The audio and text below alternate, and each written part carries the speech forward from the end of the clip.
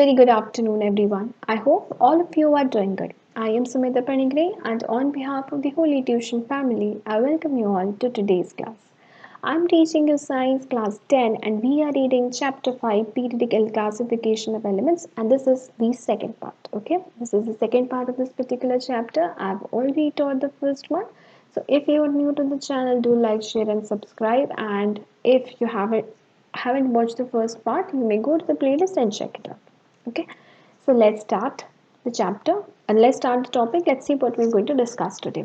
But before that, let me tell you that we have already completed the first two. We have completed two particular points. The first topic is your periodic table, and the second is Mendeleev periodic table. So please do watch the first part. Okay. Now, one more important part. Today we are going to discuss about the early models जो भी previously जो models निकले थे early models of the periodic table. There are lots of periodic table that has been put forward by various scientists. So we'll be discussing briefly about those periodic tables. Today we follow modern periodic table which is very much similar to that of the Mendeleev periodic table given by Dmitry Mendeleev, whose work was published in 1869 in German Journal of Chemistry. Okay, and he is known as the father of periodic table that we have learned, and today we will be reading about various models put forward by various scientists. Okay, but today we actually today we act today nowadays we follow modern periodic table.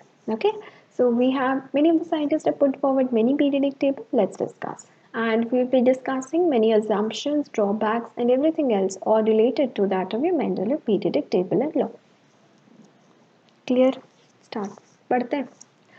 Early model of periodic table. So there were lots of model given put forward by different scientists. The first model was Dauberniers triads. Now what is Dauberniers triads? Triads मतलब तीन, three. Let's see. Daubernier was a scientist, arranged a group of three elements with similar properties in the order of increasing masses, atomic masses, and called it a triad. तो Daubernier एक scientist थे जिन्होंने की तीन elements के same property को देखा और उसको फिर एटॉमिक मास के इंक्रीजिंग ऑर्डर में उसको अरेंज किया. 3 3 3 3 जिसकी सेम प्रॉपर्टीज है इंक्रीजिंग एटॉमिक मास में अरेंज किया और उसको उन्होंने बोला tried. Okay, he showed that the atomic mass of the middle element is approximately the arithmetic mean of the other two. और उन्होंने ये दिखाया कि जो similar properties तीन तीन का grouping किए हैं increasing order, बीच वाला जो element है वो बाकी दो का mean है. mean मतलब बाकी दो elements के atomic mass को उन्होंने add किया divided by 2. तो इससे क्या हुआ मिडिल का एटॉमिक मास निकला. तो उन्होंने देखा कि बीच वाला जो एटॉमिक मास है तीन में से वो फर्स्ट और थर्ड का मीन है. Okay, but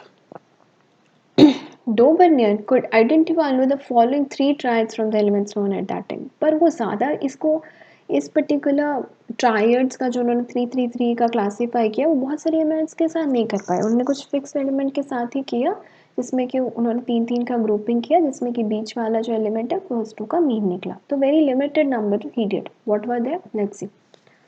He did only 3 1, so he was rejected, of course. Lithium, sodium and potassium जिसमें कि 6.9, 23, 39 आया. इन दोनों का लास्ट फर्स्ट का मीन किया लिथियम और पोटेशियम का 22.95. It's nearest to sodium. Same calcium, strontium and barium जिसमें कि हमें स्ट्रॉन्टियम मिला मीन निकालने पर कैल्शियम और बैरियम का. Next chlorine, bromine, iodine. Chlorine और आयोडीन का मीन निकालने पे हमें ब्रोमीन के नियरेस्ट मिला. सो ही this is only he proved with this 9 elements 3 3 3. The rest of the thing he could not prove. The rest of the elements के साथ वो फेल हो गए, वो नहीं प्रूव कर पाए. ठीक है, क्लियर? कोई डाउट नहीं है? चलो आगे. So this was the first law that we read, that was Daubernier triad. Okay, तीन तीन में ग्रुपिंग किया उन्होंने एटॉमिक मास इंक्रीजिंग ऑर्डर में और जो फर्स्ट और थर्ड था उसका मीन करने पे सेकंड के नियरेस्ट का एटॉमिक मास आया. But he only proved only in 3 groups, not more than that. That's why it was rejected. Next, the second scientist that gave that who gave sorry the second scientist who gave the law और periodic table was Newland's law of octaves. अब ये octaves है मतलब 8 होगा. Let's see. तो Newland फिर एक नए साइंटिस्ट आए जिन्होंने कि लॉ ऑफ ऑक्टेव दिया पीरियडिक टेबल पे बेस पे. ठीक है, शुरू करते हैं.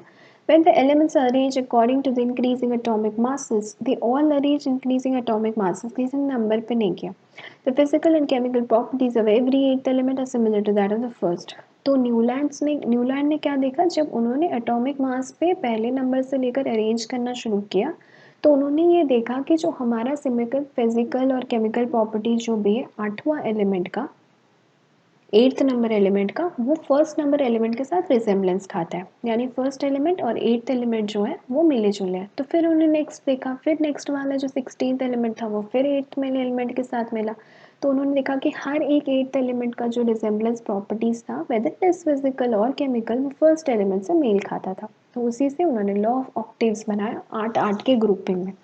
लेट्स सी, उसको हम लोग बोला नहीं, let's compare this series to the octet of 8 notes of the musical scale. हमारा म्यूजिकल स्केल है, तुम म्यूजिक अगर सीखते जाते हो पता है आपको, सा रे गामा पाधा नीसा. ठीक है, तो इसमें क्या है, सा रे गामा पाधा नीसा, तो इसमें हमारा एट स्केल हमेशा फर्स्ट से मिलता है. तो वैसे ही उन्होंने कंपेयर किया कि म्यूजिक में जैसे हमारे एट स्केल्स मिलते हैं वैसे एट नंबर जो है यहाँ का एलिमेंट वो फर्स्ट से मेल खाता है. तो उन्होंने टेबल बनाया, hydrogen lithium barium boron carbon nitrogen oxygen, फिर फ्लोरीन, यानी कि ये ऑक्सीजन हाइड्रोजन से मेल खाता है. So this way he arrange eight elements in which the eighth element has the resemblance properties of the first element and he named it as Newland's law of octaves क्योंकि 8 elements हैं. ठीक है.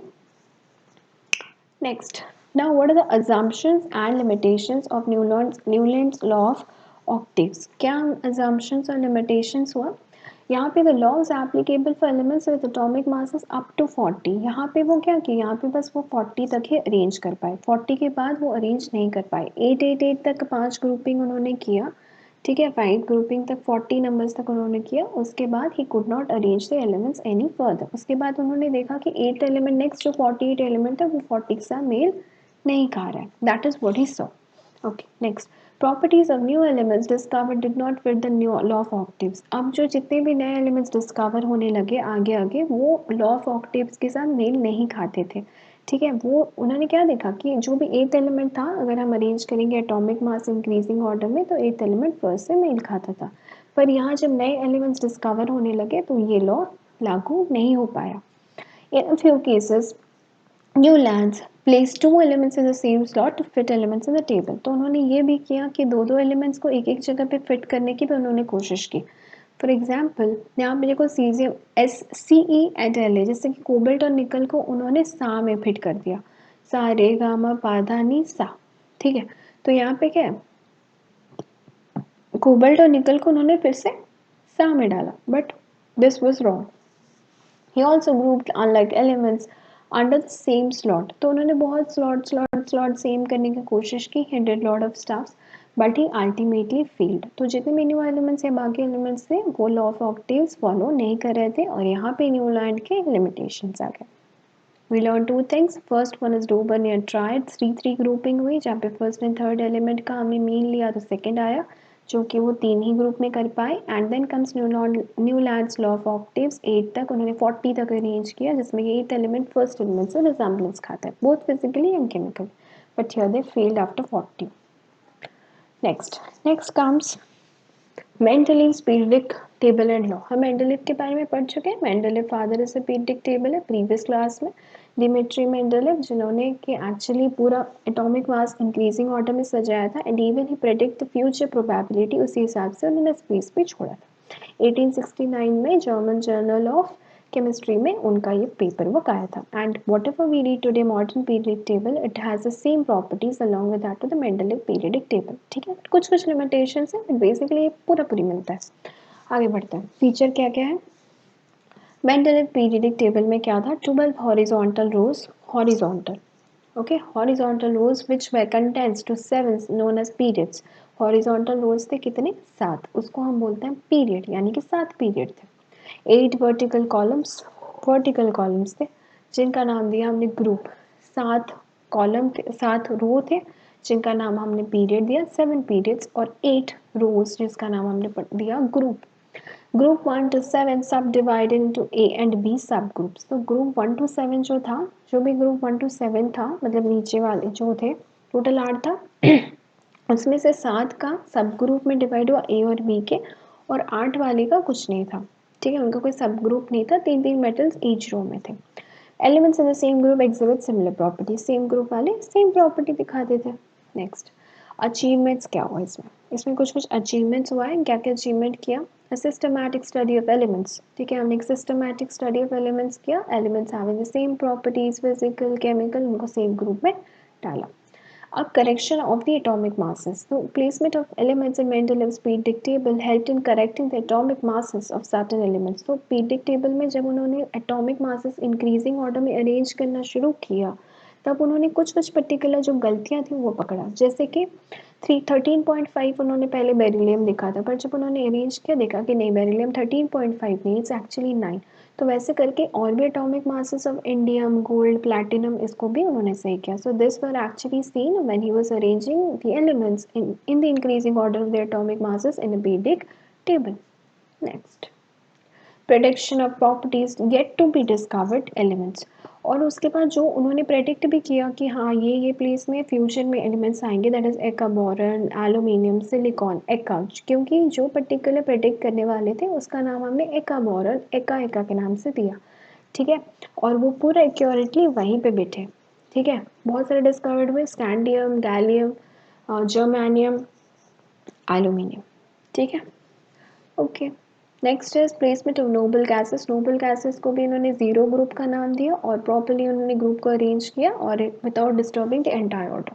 So he was very much arranged, बहुत ही arranged वे में उन्होंने किया, कुछ चीज़ें उन्होंने ठीक की जो गलत थी, उसके बाद स्पेस छोड़ा फ्यूचर प्रिडिक्ट करके, उसके बाद नोबल गैसेस को सही अरेंज किया। She was perfectly he did it. Okay. Now what were the limitations? अब गलतियाँ क्या निकली उसमें? Let's see. Position of hydrogen. Hydrogen resembles both the alkali and the halogens in property. So Mendeleev could not justify its position. Mendeleev कहाँ fail हुए? वो hydrogen के position को जस्टिफाई नहीं कर पाए, क्योंकि हाइड्रोजन का प्रॉपर्टीज अल्कली में भी जाता है और हैलोजेंस में भी जाता है, तो वो नहीं बता पाए कि उसकी पोजीशन कहाँ जाएगी। So he fail there. Second, position of isotope, isotope का पोजीशन यानी सेम स्ट्रक्चर डिफरेंट फंक्शन, तो उनका भी उन्होंने नहीं बता पाए, डिफरेंट डिफरेंट आइसोटोप्स को सही से प्लेस नहीं कर पाए। Anomalous pair of cobalt, cobalt nickel. Cobalt has a high atomic weight but was placed before nickel in the periodic table. तो यहाँ पे क्या हुआ, उन्होंने पहले कोबल्ट को प्लेस कर दिया जबकि निकल प्लेस होना चाहिए। सो पेयरिंग थोड़ी गलत हुई। Placement of elements in different groups. Platinum and gold have similar properties but were placed in different groups. Platinum gold का same type का property था लेकिन उसको अलग group में डाल दिया गया, अलग अलग। तो why he did, could not explain. Cause of periodicity, could not explain the cause of periodicity among elements. What is periodicity? Periodicity मतलब एक बार होने के बाद वापस आ रहा है, तो reoccurrence जो होता है elements वो उन्होंने नहीं बता पाया. So there were 5 points, 5 limitations. He could not explain this particular things because of which the periodic table of Mendeleev was not accepted at last. But आज जो modern table हम use करते हैं वो Mendeleev periodic table ही है, but इसको बहुत सारे हमने मॉडिफिकेशंस किए हुए हैं, ठीक है। So he was the person who actually found out the periodic table, properly बताया, बस कुछ लिमिटेशंस थे, उसको फर्दर फ्यूचर साइंटिस्ट ने उसको फिर प्रॉपर्ली अरेंज किया and he made a modern periodic table. Okay, so that's all for today's session. I hope you enjoyed today's session. It was new to you. So I'll be seeing you next in the next session. Until then, have a good day and keep smiling. Bye.